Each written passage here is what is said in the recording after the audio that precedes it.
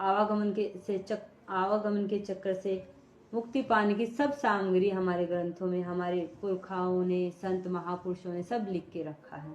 और उसको समझाने के लिए संत महापुरुष दिन रात कथा कह ही रहे हैं। तो अब बाकी क्या रहा?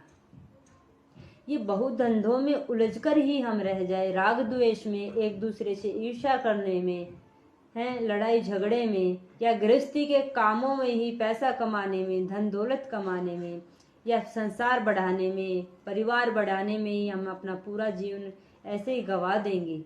तो ये तो गवाते आ रहे हैं जन्म जन्मांतर तक।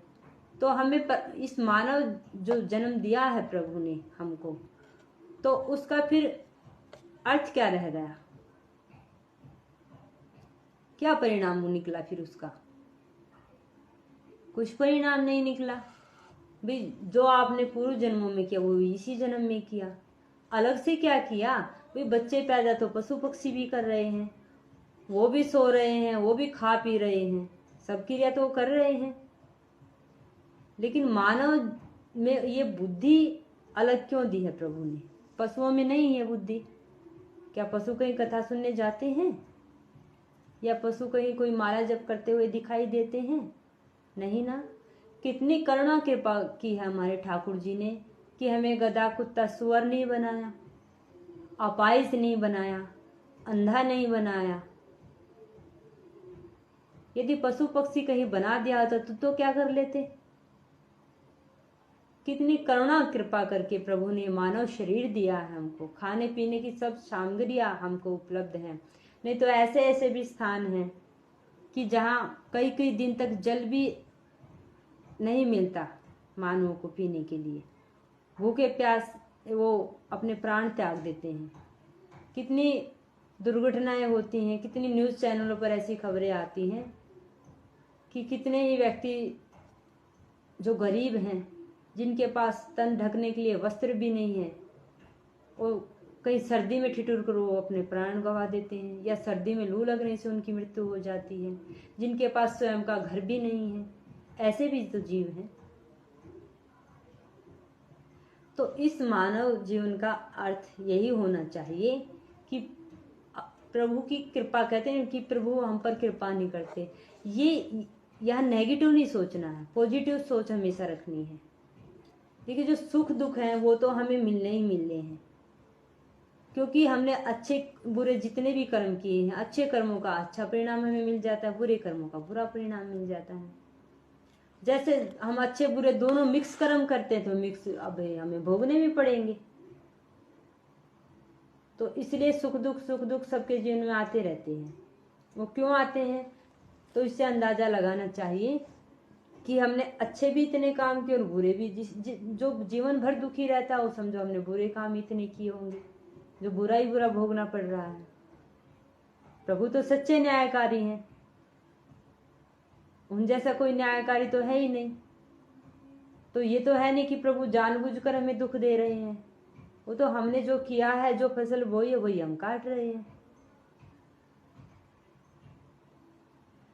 तो हमारे पूज्य पंडित बाबा कहते थे कि जब भी आप सुबह जगो, सबसे पहले माता पृथ्वी देवी को गृहस्थ आश्रम के धर्म बता रहे हैं कि गृहस्थों का क्या धर्म बनता है।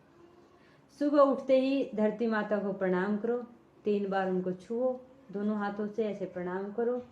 उसके बाद प्रार्थना करो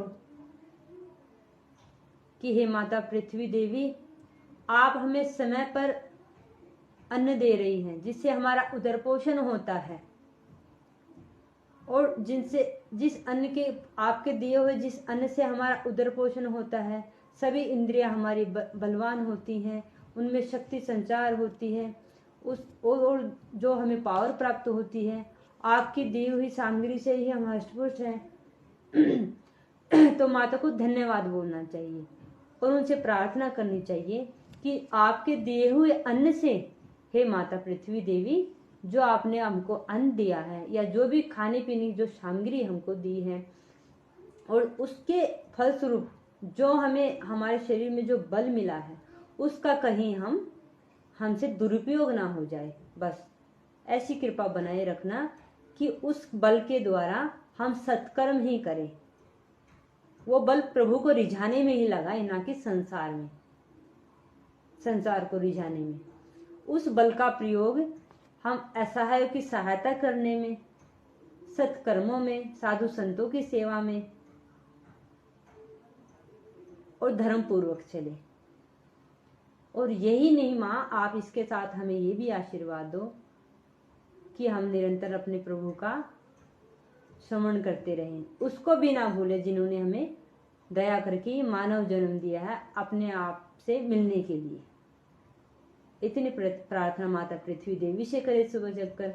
उसके बाद यदि हम किसी संत के शरणागत हैं या हमने किसी को अपना सदगुरुदेव भगवान माना है, उनको, और नहीं किसी के जीवन में कोई संत सदगुरु हैं, तो वो फिर भगवान को ही अपना सदगुरु माने। जब तक उनके स्वयं के जीवन में कोई संत सदगुरु नहीं है, तो भगवान को ही गुरु मानकर प्रभु से प्रार्थना करें कि हे दीनानाथ, हे अकारण करुणामृणालय, हे सर्वश्रेष्ठ मेरे ठाकुर जी या भोले बाबा, जिसको भी आप अपना इष्ट देव मानते हो, उनसे प्रार्थना करें कि मेरा आज का दिन निरंतर आपकी याद में, सत्कर्मों में ही बीते।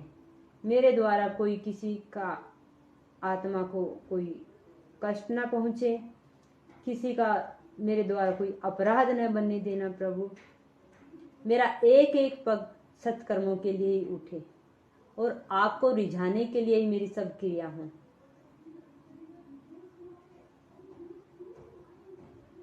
मेरा आज का दिन केवल आपकी याद में बीते, आपका नाम जप करते हुए बीते और सत्कर्मों में बीते। और जो भी आपने मेरी ड्यूटी सौंपी है, गृह गृहस्थी में के जितने भी काम हो सौंपे हैं, वो सब धर्मानुसार मैं करूं, धर्म के आचरण मुझसे हो, ऐसी आप कृपा करना। इतनी प्रार्थना प्रभु से करें। उसके बाद 1 माला, 2 माला, 4 माला, जैसा भी आपको समय मिले वैसे आप प्रभु का सुबह सुबह जगते ही नाम जप करें, तो पूरा जीवन वही, वो पूरा दिन वही फिर चलता रहेगा जो सुबह हम जब उठकर जगते ही करेंगे। पूरा दिन ऑटोमेटिकली फिर वो नाम चलता रहेगा, जपना नहीं पड़ेगा। ये अभ्यास हो जाएगा हमारा, तो फिर जपना नहीं पड़ेगा। तो सुबह प्रभु की हाजिरी लग गई। उसके बाद दिन में हम जब जो भी काम कर रहे हैं वो करते रहें। और जीविया यदि खाली है, यदि संसार की कोई चर्चा या अपने व्यापार में नहीं बोलना पड़ रहा है, देखो व्यापार में जब जाते हैं या कोई भी हम जॉब वगैरह करते हैं, बोलना तो पड़ता है, लेकिन ये भी नहीं कि 24 घंटे हम बोलने का ही हमारा काम हो, ये भी नहीं है। तो जिस समय ये जीविया हमको ये लगे कि अब इस समय ये बोल नहीं रही है, बोलने का काम नहीं है और खाली हम मन मस्तिष्क से हम, और अभी हमारे पास कोई काम भी नहीं है, 1 घंटा, 2 घंटा, आधा घंटा, 10 मिनट, जितना भी खाली समय मिले उसे व्यर्थ न गवाएं। उसी समय प्रभु के याद में, चिंतन में। अब चिंतन किसे कहते हैं? अब जैसे प्रभु के दर्शन छवि पट में तो सबने किए हैं, तो वो छवि पट देख जाओ, सुबह एक बार ध्यान से देख लो, प्रभु के दर्शन कर लो। कहीं भी आप जा रहे हो तो अब देखो भगवान के नैना कैसे हैं, भगवान का मस्तक कैसा है, भगवान की नासिका कैसी है, भगवान के अधर कैसे हैं, भगवान की चिबुक कैसी है, कपोल कैसे हैं, घुंघराली अलके कैसी हैं, भगवान के कान कैसे हैं, कानों में मकराकृत कुंडल कैसे हैं, ग्रीवा कैसी है प्रभु की, भगवान की बाजुएं कैसी हैं, बाजू में बाजू बंद कैसे हैं, और प्रभु की फिर छाती कैसे, शेर कैसी एकदम, और प्रभु के जो उदर है वो कैसा है, कमर कैसी है, पतली प्रभु की कमर है, और भगवान ने कंठ में कैसे पुष्पों की माला धारण कर रखी है।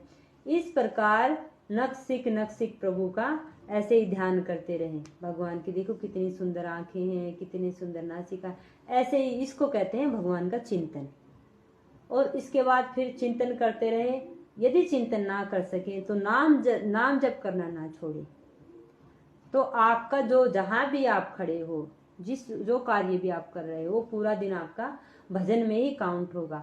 और जिस काम में भी जब जाके लगो तो प्रभु से प्रार्थना करो, हे नाथ, ये आपकी सौंपी हुई ड्यूटी है और आपका सेवा मानकर मैं कर रहा हूँ, इसलिए हे नाथ मेरा ये समय भी भजन में काउंट कर लेना आप। आप नहीं सो पाओ तो मैं कर रहा हूँ, तो आपका वो सांसारिक कार्य भी भजन ही माना जाएगा। वो काम में काउंट नहीं, वो भजन में ही काउंट होगा। इस प्रकार जब शयन करने के लिए जाओ आप, पूरा दिन अपना जब आते हो जॉब करके कहीं भी, तो अपना दिनचर्या जो आपकी है, वो खाने पीने की जो भी आपकी समय है, वो उससे फ्री होके फिर आप जब शयन करने के लिए बिस्तर पर जाओ, उसके बाद फिर आप प्रभु से प्रार्थना करो कि हे नाथ, मैं नहीं जानता कि सत्कर्म क्या होता है और सत्कर्म करने की मैं सोच भी नहीं सकता, तो जितने भी चिंतन करो कि आज पूरा दिन में मैंने कितने अच्छे काम किए हैं और कितने बुरे काम किए हैं। तो जितने अच्छे काम किए हैं तो कोई एहसान नहीं किया हमने किसी पर, किसी का अच्छा करके, क्योंकि हमारा कर्तव्य बनता है, मानव शरीर मिला ही अच्छे कर्म करने के लिए है। और बुरे कर्म किए हैं, कोई बुरा कर्म बना तो क्यों बना, क्या कारण था? हम भगवान थोड़ी हैं, हम न्यायकारी थोड़ी हैं, या किसी के गुरु थोड़ी हैं जो किसी को सुधारने के लिए उसके साथ अन्याय करेंगे या कोई बुरा व्यवहार करेंगे। भाई जिस प्रभु से उसको जन्म मिला है मानव, उसी प्रभु ने हमको मानव जन्म दिया है। वो भी इंसान है, हम भी इंसान हैं। इन कागज के टुकड़ों से थोड़ी कोई बड़ा छोटा हो जाता है। पूज्य पंडित बाबा महाराज कहते थे कि बड़ा वही जो जिसका बड़े से संबंध हो, और बड़ा कौन है? प्रभु से बड़ा तो कोई है ही नहीं सृष्टि में, क्योंकि सब उन्हीं से उत्पन्न हुए हैं, वही सबके मैया बाबा हैं। तो प्रभु से प्रार्थना करें कि हे नाथ, मेरे द्वारा आज जो भी कर्म बना है, अच्छे बुरे, हे नाथ, वो सब आपके श्री चरणों में अर्पित है, अर्पण है। और फिर चिंतन करो कि कितने बुरे काम बने हैं। जो आज बुरे काम बने वो कल नहीं बनने चाहिए, ये सावधानी बरतें। इस प्रकार एक एक बुराई प्रतिदिन हम यदि चिंतन करेंगे अपने आप पर हर रोज, तो एक एक बुराई हमसे छूटती जाएगी और अच्छाई हमें भरती जाएगी। क्योंकि अब तक तो बुराई भरी पड़ी है, अब जब बुराई डिलीट होती चली जाएगी तो मेमोरी खाली होती चली जाएगी, और जब बुराई नहीं रहेगी तो ऑटोमेटिकली अच्छाई आएंगी ही, क्योंकि मन खाली नहीं रहता। मन को आदत है इसमें कुछ ना कुछ स्टोर करने की। तो जब हम धीरे धीरे अपनी बुराइयां इसमें से निकालेंगे तो स्वाभाविक है कि अच्छाइयाँ आएंगी अपने आप। क्योंकि अच्छाइयाँ जो सद्गुण है ना, वो भी मानव की तरह या खोजते रहते हैं कि कोई इंसान हमें ऐसा पात्र मिले, जिसका पात्र हृदय रूपी पात्र जिसका खाली मिले, मन मस्तिष्क जिसका खाली मिले, उसमें हम धड़ाम से अपना बैठ सके, आराम से विश्राम कर सके। ये अच्छाइयाँ भी खोजती रहती हैं अच्छे मनुष्य को, और जिसके अंदर ये देखते हैं कि हाँ ये खाली है, विकारों से मुक्त है, दोष बुराइयों से ये मन मुक्त है, तो उसी के अंदर तुरंत घुस जाते हैं। और जब जितनी भी अच्छाई हमारे अंदर आती चली जाएंगी और मन निर्मल होता चला जाएगा, बस ऐसे निर्मल होते होते निर्मल मन जन सो मोहि पावा, मोहे कपट छल छिद्र न भावा।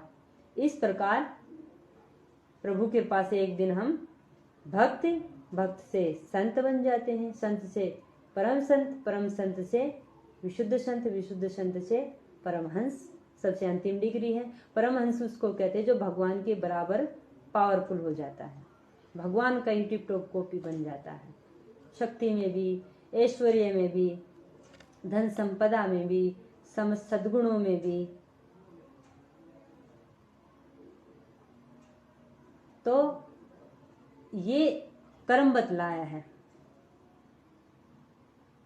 मानव धर्म कि मानव के गृहस्थोचित क्या धर्म बनता है, कैसे जीवन जीना चाहिए। ये भागवत जी में इसका निरूपण किया गया है। इसके बाद वर्ण धर्म की बात आई है। वर्ण धर्म का अर्थ है, जैसे आजकल हमने भाई कहते हैं कि अमुक जाति का है, ब्राह्मण वर्ण का है, या क्षत्रिय वर्ण का है, वैश्य वर्ण का है, या शूद्र वर्ण का है। ये 4 क्लासें होती थी, ना कि कोई जाति। पहले हमारे जो आश्रमधारी जो ऋषि मुनि होते थे, जो आश्रमों में रह के अपनी जो पाठशालाएं चलाते थे, तो उनमें 4 क्लासें बना दी गई थी। सृष्टि के प्रारंभ की बात हम बता रहे हैं। तो उस समय जो